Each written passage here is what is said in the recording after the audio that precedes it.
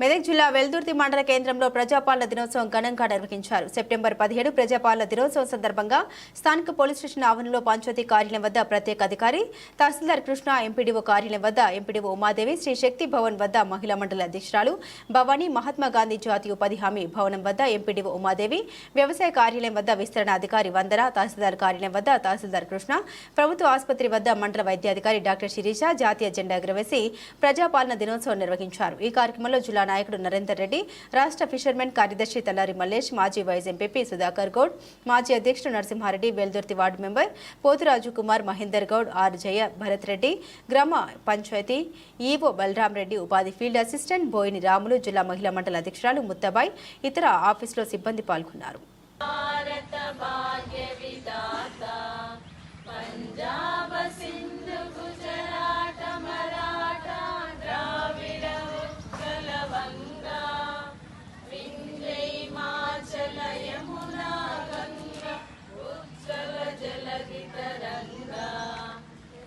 शुभ नामे जाने तब शुभाशिष माने गाए तब जय गाथा जनगण मंगलदायक जय हे भारत भाग्य विधाता जय हे जय हे जय हे जय जय जय जय हे।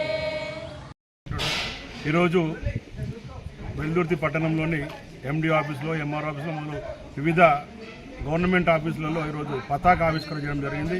ఈరోజు ముఖ్య దినము, ఎందుకంటే రజాకారుల చేతుల్లో చెర నుంచి, బందీ నుంచి విముక్తి జరిగిన రోజు, నిజాం పరిపాలన నుంచి విముక్తి జరిగిన రోజు. ఇది అధికారికంగా ఈరోజు గౌరవ ముఖ్యమంత్రి గారు ప్రజాపాలన దినోత్సవంగా చేర్చిన రోజు ఈరోజు.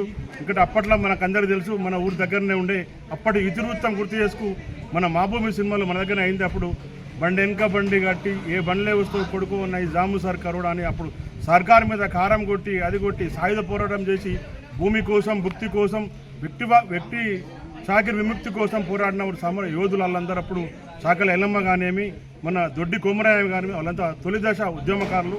వాళ్ళందరి జ్ఞాపకార్థం ఎంతోమంది అమరులైనరు ఈ రోజు కోసం.